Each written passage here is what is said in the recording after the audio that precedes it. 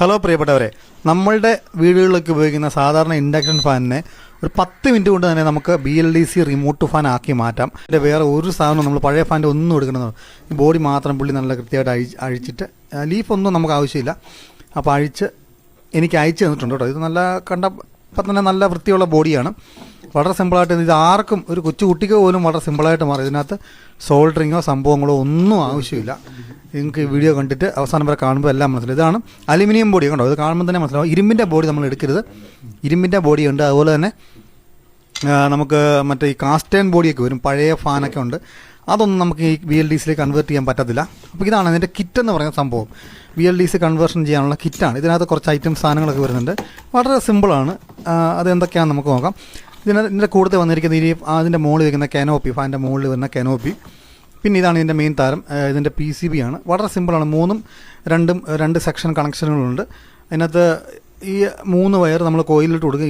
ഇത് കോയിലേക്ക് കൊടുക്കുന്നു, ആ 2 വയർ നമ്മൾ കറണ്ടിൽ കൊടുക്കുന്നു. സിമ്പിൾ, അത്രയേ ഉള്ളൂ. പിന്നെ ഇതാണ് ഇതിൻ്റെ കോയിൽ വന്നിരിക്കുന്നത്. കോയിലും അതുപോലെ തന്നെ മാഗ്നറ്റും കൂടെയാണ് ഈ കൂടത്തിൽ വന്നിരിക്കുന്നത്. പിന്നെ ഇതിൻ്റെ നല്ലൊരു റിമോട്ടും ഉണ്ട്. ഈ റിമോട്ട് RF റിമോട്ടാണ്. വളരെ സിമ്പിളായിട്ട് തന്നെ ഇത് കണക്ടിവിറ്റി ആയിക്കോളും. RF റിമോട്ട് നമ്മൾ ഫാനിൻ്റെ നേരെ പിടിക്കണമെന്നൊന്നുമില്ല. ടൈമറുണ്ട്. അതുപോലെ തന്നെ നമുക്ക് സ്പീഡൊക്കെ നമുക്ക് കട്ടിലേക്ക് കിടന്നുകൊണ്ട് തന്നെ ഏക്കാതെ തന്നെ ഓണാക്കാം, ഓഫാക്കാം. സ്പീഡൊക്കെ അഡ്ജസ്റ്റ് ചെയ്യാം. ടൈമറുണ്ട്. കുട്ടികളൊക്കെ കിടക്കുന്ന റൂമാണെങ്കിൽ അവർ ടൈമർ അഡ്ജസ്റ്റ് ചെയ്യാം. ഇതാണ് ഇതിൻ്റെ മാഗ്നറ്റിന് ചുറ്റും ഒരു പ്ലാസ്റ്റിക്കിൻ്റെ റിങ് കൂടെ വരുന്നുണ്ട്. നേരത്തെ റിങ്ങില്ലായിരുന്നു, ഇപ്പോൾ റിങ് കൂടെ കൂട്ടിയാണ് വരുന്നത്. ഇതാണ് ഇതിൻ്റെ BLDC ഫാനിൻ്റെ കോയിൽ. അപ്പോൾ നമ്മൾ ഇതാണ് കോയിൽ. ഇത്രയും സംഭവങ്ങളേ ഉള്ളൂ ഇതിൻ്റെ കൂടത്തിൽ വന്നിരിക്കുന്ന സംഭവം ഉണ്ടോ. നമ്മൾ പഴയ ഫാനിൻ്റെ ഒരു ഐറ്റം സാധനമില്ല. ഇതിനകത്ത് ഈ 3 വയർ വരുന്നുണ്ട്. ആ 3 വയർ നമ്മൾ അതിലോട്ട് കണക്ട് ചെയ്യുന്നു. ഇത് ഈ 3 വയർ ഇവിടെ കണക്ട് ചെയ്യുന്നു. വലതുവശത്ത് ഈ സൈഡിലായിട്ട് നമ്മൾ കറണ്ട് കൊടുക്കുന്നു. അത്രയേ ഉള്ളൂ, സംഭവം തീർന്നു. ഇനി ആദ്യ പടി എന്ന് പറഞ്ഞാൽ ഇതിനകത്തോട്ട് നമുക്ക് ഈ കാന്തം, ഈ മാഗ്നറ്റ് നമ്മൾ ഈ ബോഡിയിലേക്ക് ഒട്ടിച്ച് വെക്കണം.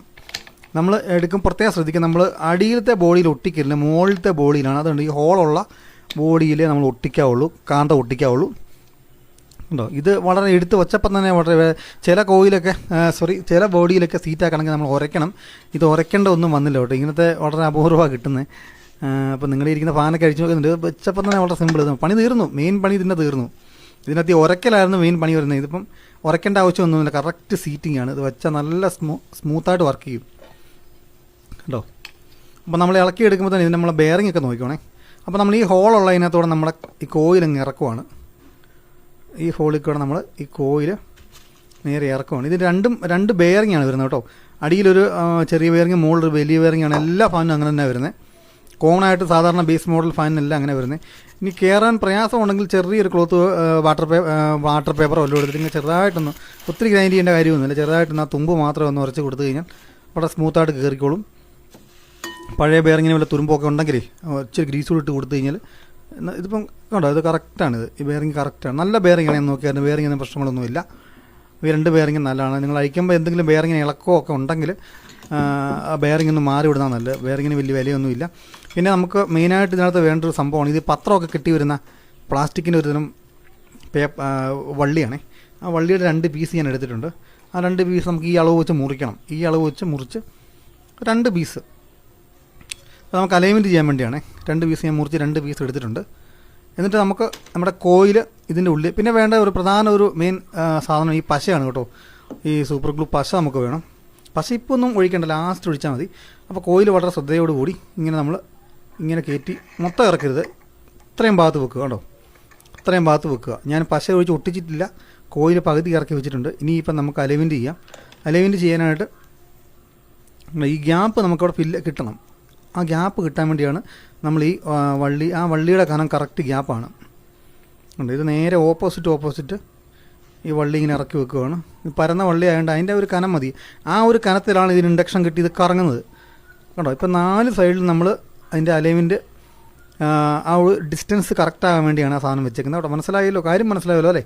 അപ്പോൾ ഇങ്ങനെ ഒരു പ്ലസ് രീതിയിൽ ഓപ്പോസിറ്റ് 4 സൈഡിൽ നമ്മൾ വെച്ചിട്ടുണ്ട്. ഇനി നമുക്ക് കോയിൽ പയ്യെ താഴോട്ടിറക്കി കൊടുക്കാം കണ്ടോ. അത്രയേ ഉള്ളൂ, പരിപാടി തീർന്നു. ഇനി കോയിൽ ഇറക്കി വെക്കുമ്പോൾ നമ്മൾ ശ്രദ്ധിച്ചോണം, എവിടെയെങ്കിലും താഴാനുണ്ടോ എന്നൊക്കെ ശ്രദ്ധിച്ചോണം കേട്ടോ. അപ്പോൾ ഇവിടെയൊക്കെ നമ്മൾ നോക്കിക്കണം എന്തെങ്കിലും മറ്റ് അലൈൻമെൻറ്റിന് മാറ്റം ഉണ്ടോ എന്ന് വെച്ചാൽ ഒരു സൈഡിൽ കോയിൽ ഇറങ്ങാതെ വരുമോ ഒക്കെ ഉണ്ടോ എന്നൊക്കെ നോക്കിക്കണം കേട്ടോ. എല്ലാം കറക്റ്റ് ചെയ്താണ് ഞാൻ വെച്ചേക്കുന്നത്. എല്ലാം കറക്റ്റ് ചെയ്ത് വെച്ചിട്ടുണ്ട്. എന്നിട്ട് നമുക്കിനി പശയിട്ട് ഒട്ടിക്കണം. എല്ലാം കറക്റ്റ് ആക്കിയിട്ടേ പശയിട്ട് ഒട്ടിക്കാവുള്ളൂ, അല്ല പിന്നെ നമുക്ക് ഇളക്കേണ്ടതായിട്ട് വരും. ഞാനിത് വളരെ ശ്രദ്ധാപൂർവ്വം ഈ ഭാഗത്ത് നമുക്ക് ഒഴിക്കേണ്ട കേട്ടോ, പശ ഒഴിക്കണ്ടേ. ഇതിങ്ങനെ 2, 4, 6 പില്ലറുണ്ട്. 6 ഈ നമ്മുടെ ഈ മാഗ്നറ്റ് പിടിച്ചിരിക്കാനുള്ള 6 പില്ലറുണ്ട്. 6 പില്ലറിൽ നമ്മൾ ഇങ്ങനെ പശ ഒഴിച്ച് കൊടുക്കുകയാണ് ചെയ്യുന്നത്. 6 പില്ലറിൽ നമ്മൾ പശ ഒഴിച്ച് കൊടുത്തിട്ടുണ്ട്. എന്നിട്ട് നമ്മൾ ഈ നമ്മൾ പ്ലാസ്റ്റിക്കിൻ്റെ ഉള്ളിലും കുറച്ച് പശ ഒഴിക്കണം കേട്ടോ, അല്ലെങ്കിൽ അത് പിന്നീട് ഇളകിപ്പോവും. ഈ മാഗ്നറ്റ് അതിൽ പിടിച്ചിരിക്കത്തില്ല. അപ്പോൾ പ്ലാസ്റ്റിക്കിൻ്റെ ഉള്ളിലും മാഗ്നറ്റും പ്ലാസ്റ്റിക്കുമായിട്ട് നമ്മൾ ഒട്ടിക്കണം. എന്നിട്ട് വളരെ സാവധാനം നമ്മൾ ഇത് ഊരിയെടുക്കണം കേട്ടോ. വളരെ സാവധാനം ഊരിയെടുത്തിട്ടുണ്ട്. ഇപ്പം വളരെ ഫ്രീ ആയിട്ട് നമ്മുടെ കോയിൽ കറങ്ങുന്നുണ്ട് കേട്ടോ. ഇതിൻ്റെ മെയിൻ വർക്ക് കഴിഞ്ഞു, ഇത്രയേ ഉള്ളൂ. ഇത് ഇപ്പം ഇങ്ങനെ കണക്ഷൻ കൊടുത്താലും സംഭവം കറങ്ങും. മുകളിൽ PCB നമ്മൾ വെച്ചാലും ഇപ്പോൾ കറങ്ങും. ഇനിയിപ്പോൾ നമുക്ക് താഴത്തെ ബോഡി വെച്ച് അടയ്ക്കാം. വളരെ ശ്രദ്ധാപൂർവ്വം നമ്മൾ ഇതിൽ വലിയ അടിയൊന്നും അടിക്കരുത്. അപ്പം ഇത് അലുമിനിയം ആയതുകൊണ്ട് പൊട്ടിപ്പോവും.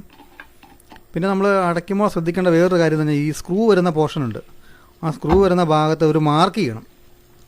അല്ല പിന്നെ നമ്മൾ അടിച്ച് മുറുക്കി കഴിഞ്ഞിട്ട് എവിടെയാണ് സ്ക്രൂവിൻ്റെ ഹോളെന്നുള്ളത് തപ്പി നമ്മുടെ സമയം വേസ്റ്റാവും.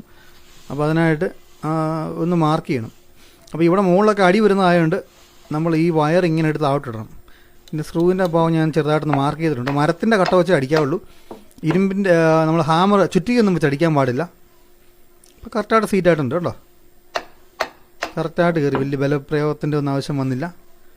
സിമ്പിളാണ്. ഇപ്പം ഓരോ ഭാഗം നമ്മൾ ചെയ്യുമ്പോഴും കറക്കി നോക്കണം, എവിടെയെങ്കിലും തട്ടുന്നുണ്ടോ ഒരയുന്നുണ്ടോ എന്നൊക്കെ. നിങ്ങൾ അലൈൻമെൻറ്റ് എന്തെങ്കിലും വ്യത്യാസം ഉണ്ടെങ്കിൽ ഇന്ന് ഫ്രീ ആയിട്ട് കറങ്ങത്തില്ല.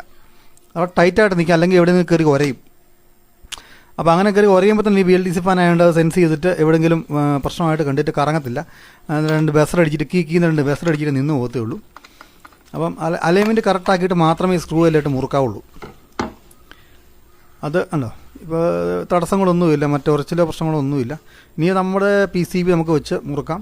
ഈ ചേട്ടൻ തന്നപ്പോൾ ഇവിടെ സ്ക്രൂ ഉണ്ടായിരുന്നു, ആ സ്ക്രൂ എനിക്ക് ഇതിൻ്റെ കൂടുതൽ അയച്ചു വന്നില്ല. ആ സ്ക്രൂവും കൂടെ ഉണ്ടാകും സൂപ്പറായിട്ട് ഫിറ്റ് ചെയ്യാമെന്ന്. അപ്പം നമ്മൾ പഴയ നമ്മുടെ പെട്ടിയിൽ നിന്ന് ഒരു സ്ക്രൂ എടുത്ത് അവിടെ സെറ്റ് ചെയ്യുവാണ്. അപ്പം അതിനുവേണ്ടി ഈ കണക്ടറിലേക്ക് നമ്മൾ കണക്ടർ ചെറിയ സ്ക്രൂ ആണ്. അപ്പോൾ ചെറിയ സ്ക്രൂ ഡ്രൈവർ ഇട്ട് ഇത് മാക്സിമം നമുക്കൊന്ന് പൊക്കി ഉണ്ട്. ഈ വയറുകൾ കറക്റ്റായിട്ട് കയറ്റി വെക്കണം. വയർ കയറ്റി വെക്കുമ്പോൾ അങ്ങ് ഷോർട്ടാകരുത്. ഷോർട്ടായി കഴിഞ്ഞാൽ നമ്മുടെ പണി നടക്കത്തില്ല. അപ്പോൾ കണ്ടവാനം വയറിൻ്റെ ആ തുമ്പൊന്നും കോപ്പറൊന്നും എടുക്കേണ്ട കാര്യമില്ല. ചെറുതായിട്ടൊന്ന് ക്രംപ് ചെയ്തിട്ട് കയറ്റിയിട്ട് നല്ലപോലെ ടൈറ്റ് ചെയ്ത് കൊടുക്കുക. പിന്നെ ഈ കോയിൽ വെക്കുമ്പോൾ നടുക്കാണ് നമ്മുടെ യെല്ലോ കളർ 3 കളർ വയറാണ് ഇതിന് വരുന്നത്.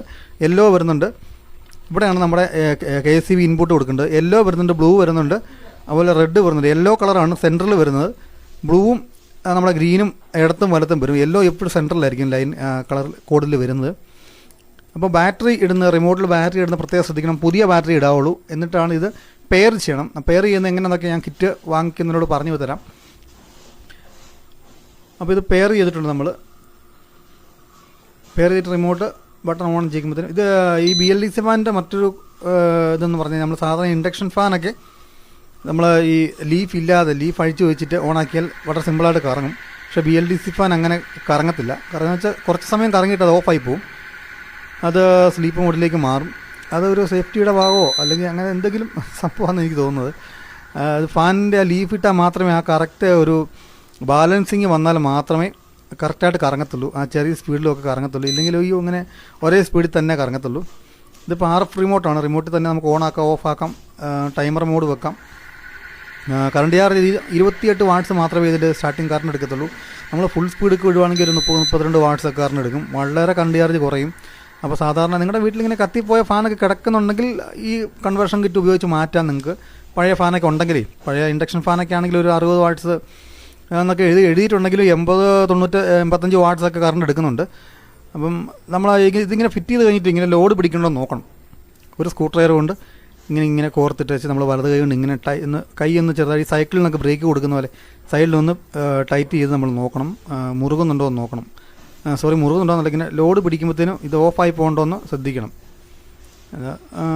ഓഫായി പോകുന്നില്ല. അപ്പോൾ ഇത് ലീഫ് ഇട്ടാലും കറങ്ങും കേട്ടോ.